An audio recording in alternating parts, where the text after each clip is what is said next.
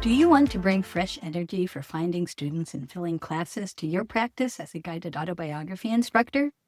You might want to join the Birren Center's workshop, Find Your Students, Fill Your Classes. I teach the class, I'm a marketing coach, I'm a guided autobiography instructor, and I'm currently the executive director of the Birren Center for Autobiographical Studies.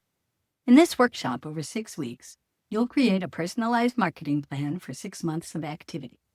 You'll never again feel stuck about what to say or where to start. Where did this workshop come from? Cheryl Svensson asked me to help develop it after a survey of guided autobiography instructors indicated that many of you were looking to gain more confidence in marketing and sales. I had developed a similar course for the Reminiscence and Life Story Work certificate program offered by the University of Wisconsin-Superior. Cheryl and I adapted that content to work for guided autobiography instructors specifically. We launched our first class in January 2020. Since then, I've taught the class every year. In 2025, I updated the content to include more emphasis on social media and partnering with sponsor organizations because we found that these are valuable approaches for guided autobiography instructors. We addressed the question of practice intent. Is guided autobiography part of something bigger for you? I'll tell you a little bit about what's included in the class, and then we'll get into a little bit of content that I hope will give you some actionable takeaways. It's organized over 6 weeks. It's designed to help you gain confidence in marketing your workshops. In the first week, and I'll talk about that a little more if there's time, but before we go further, I want you to just pause for a moment, think of the word sales, like say it out loud in your head, and then write down whatever reaction comes to mind. And I'll just give you a few seconds to do that. We're going to come back to this at the end of the session. Sales, what comes to mind? Okay, moving on to what do we do in the second week? The GAB-based business model. We talk about whether you want to self-produce your workshops or partner with a sponsoring organization, whether you want to develop your business around an online model versus an in-person model. And we talk about what to charge, how to figure out your pricing as part of your business model. In the third week, we're focused on the finding your students. How do you get the message out there about what you're offering? We have you start writing some marketing language that you'll use, looking at designing flyers, social media graphics like you might use on Instagram. In the fourth week, we shift from that to filling your classes, because once you start getting the word out, you start finding people, they start finding you. So all the things like countering objections, overcoming people's hesitation to sign up for it. And we start developing a work back schedule from what date you choose for launching your next class. And that's a tool you'll use over and over every time you have a class. Having that work back schedule is really helpful. In week 5, Ready to Succeed, we explore the attitudes and mindsets that sometimes hold us back, particularly women with the socialization that we've received about money and self-promotion and stuff like that. Just have some emotional blocks we need to get past. And we use a writing assignment, because that's part of the GAB modality, to unpack that and get it out of the way if it's not helpful to you going forward. In the final week, we review the fundamentals we've covered in the class, and then each student presents their marketing action plan. It talks through what they're going to do. And what does that look like? I'll talk about that just a little more. We pair each student with another student. We look for pairs from the same time zone so that you can easily find time to meet together outside of the class sessions. And you work through the action plan with your accountability partner or your brainstorming partner. The first week, it involves writing a mission statement, and you work to get feedback on that from the fellow student before you present it to the class the next week, developing your goals for the class. In the second week, you complete a workshop cost analysis. This is where you discover what your break-even point and how your charging needs to go. Talk about whether you'll have additional business offerings, really what your GAB-based business model is going to be. Week 3 gets into describing target participants, deciding on the marketing strategies you'll use. And I'm realizing that what we're about to talk through goes through this pretty much directly, so I don't need to talk about this a lot more. But each week you have tasks that you do. We do, in the fourth week, we do role playing about you're having conversations with a student. What if they're hesitant? How do you answer their objections? And start getting your flyers and marketing materials together and so on. In the fifth week, we write on the inner work of money. And in the last week, we really put together that marketing action plan and show it to each other.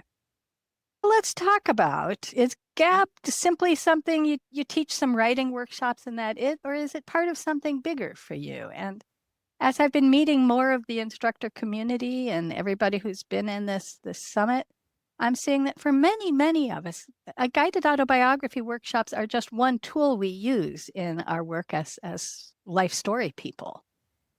So it really makes sense to think some about what your model is going to be. And I like to look at it as falling somewhere in this space of, are you going to be putting in minimal hours, or do you expect this to be a full-time job for you? Or are you somewhere in the middle? Is it a half-time job? Many of the instructors that I've talked to in this, and I've taught the class before, they're sort of looking for that third act income stream that they can pair with a semi-retirement or an active retirement, where you have the wonderful sense of meaning and connection we get in our lives through teaching the guided autobiography workshops. But they don't want a full-time job anymore. They're transitioning away from that. So their practice intentions are somewhere around there. But they also, how much do you want to do this as a volunteer thing? Maybe that's where you're at your stage in life. Or do you really want a profitable income, family supporting job out of this? And you can make it be any of that. But knowing what your goals are is important. You can't design a business model for yourself if you don't know what you want it to do for you. So I'm a professional. I'm a writing instructor, a coach, a ghostwriter, and I'm at full time and I'm at profitable. So my little dot would be right out here somewhere. But to figure that out, there are several pieces of the business model that you really have to think through. And we'll start with self-produced versus partner organizations. Do you want or need a sponsoring organization? Who would that be?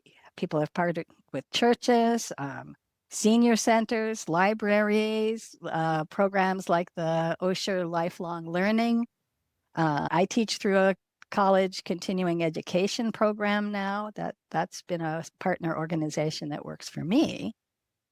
The benefits of partnering is that it takes so many of the tasks off your plate. They do the promotions, they do the payments and registrations. They provide the facility, the room to teach in.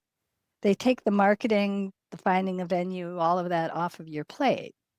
And if you aren't interested or able to have classes in your home, that venue piece is crucial. That can be hard. The drawbacks of partnering, you're going to be splitting the fee with, and frankly, the partner organizations tend to take more. It's not like they get 15% and you get 85. It's more like they get 60 and you get 40, or they get 70, you get 30. So you really do have to think about how you want this to produce income for you, and what you're willing to give up to get the benefits of partnering. So the fee split, the logistics of the facility, the policies of the organization you teach for, they might have specific restrictions on who the classes can be offered for. Like, when I teach at an assisted living facility, only people who live there can participate in the class. And I think it's cooler to be able to bring in people from outside so you get more diversity and voices in the room. And I think that would be actual marketing for the assisted living facility if they'd open it up to non-residents. But, we have a difference of opinion there.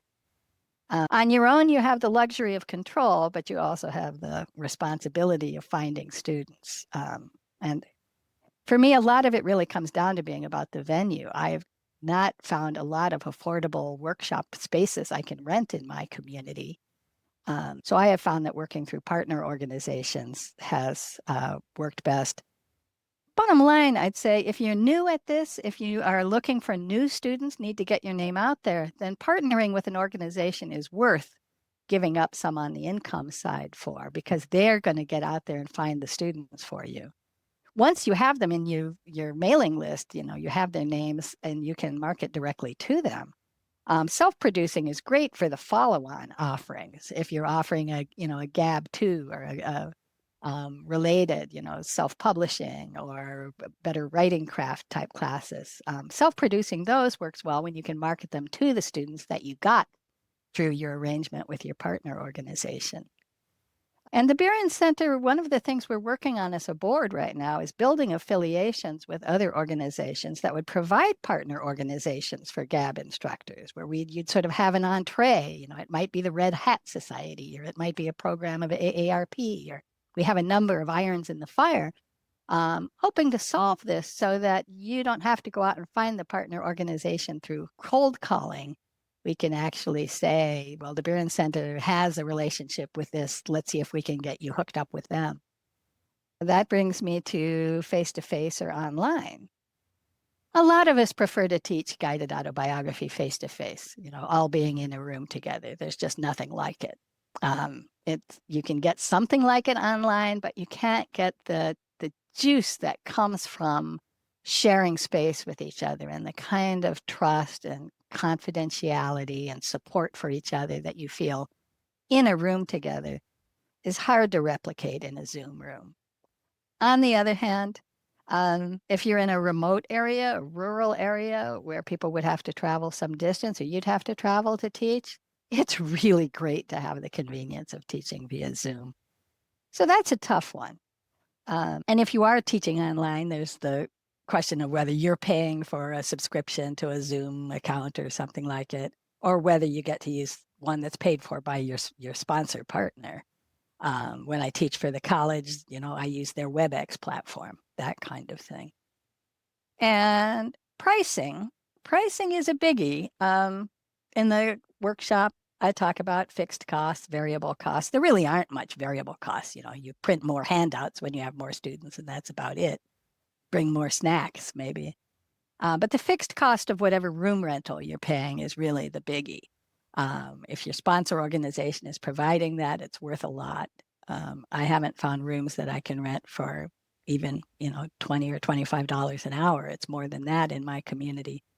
And that just takes a big bite out of the fees that I like to charge. But you've got a budget for room rental, materials, your flip charts, and they aren't cheap. Advertising, your gas to travel to wherever you're teaching, your own compensation. I believe in figuring in your compensation into your fixed costs because you wouldn't be doing this or I wouldn't if I didn't make money at it. So I have to consider that a cost that has to be covered. The biggest advice I have for people about figuring out how to price their cost, once they know what their break-even point is, you know what you can't go below, but you want to make a profit. So how much above your break-even can you go? Benchmark against things of comparable value in your community. I like to say, what does a 2-hour yoga class cost? What does a 1-hour yoga class cost? Double it. That's your price. But that's what people are used to paying per hour for a kind of self-development experience. Other classes in your community, look at what other writing instructors are charging, art classes, music lessons, anything that's sort of self-development. That'll set a benchmark in your community of what they think is a normal, reasonable fee to pay for something like this. Just like a lawyer could be $100, could be $300 an hour. An hour of workshop could be $20, could be $40. It really helps to kind of get a feel for that in your community, and that's not hard research to do. So I hope that's an actionable tip for you. Filling classes takes both marketing and sales. First comes the marketing. That's getting the word out there so that people who've never heard from you are able to go through this funnel from stranger to awareness to interest to reaching out and touching you in some way, sending you an email, want to know more about your class. At that point, you've developed a prospect. Prospects are what go into the sales funnel. You're going to find out about them. They're going to find out about you. You'll tell them about the class, what it costs. That's your offer. There may be some negotiations, some hesitations to overcome, some convincing them of the value, or they're asking for a discount. They're on fixed income. You're deciding if you offer scholarships, that sort of thing. And when you're successful, you've gotten somebody all the way from stranger to prospect to purchase. This process begins with deciding who your target participants are. There are guided autobiography instructors who target specific populations. They want to work with women. They want to work with people who are interested in the spiritual development. Maybe they want to teach through their church or a synagogue. Maybe they're targeting people who are big caregivers or people with the first signs of memory loss. I like my classes as diverse as possible, but I hear from other people that they have reasons for working with a specific kind of target participant.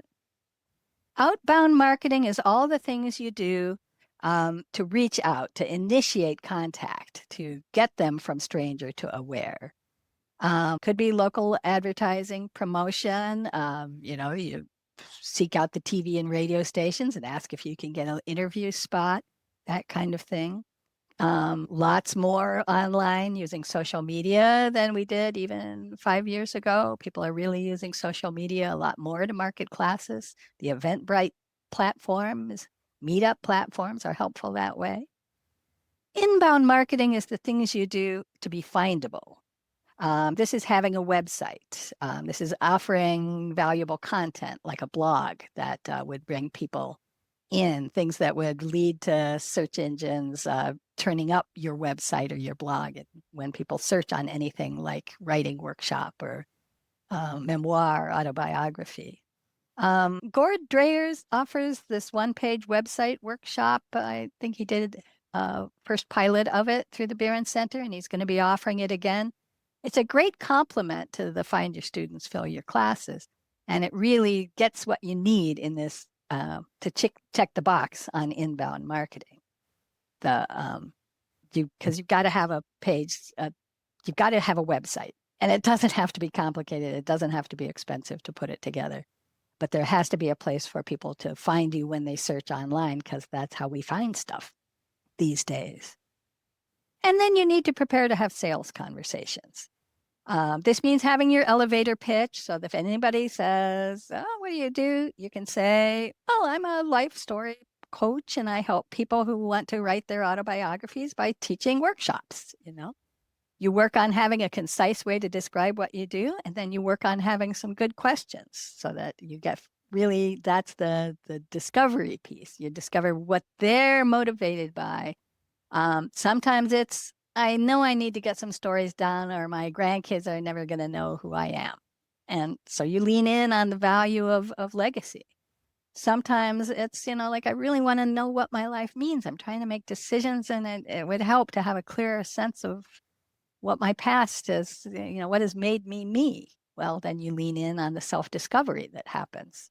But be prepared to ask good questions and then share the relevant information that leads them towards, a GAB workshop would be the answer to that. I mentioned earlier, the work back schedule is really invaluable. And this is just, it's not brain science, as we keep saying. You figure out your date the workshop's going to start, and then it really helps to know how soon you need to start doing things and put those dates in your calendar and have these materials all developed and ready to go. And that's what the 6-week marketing action plan is about. It's about developing that.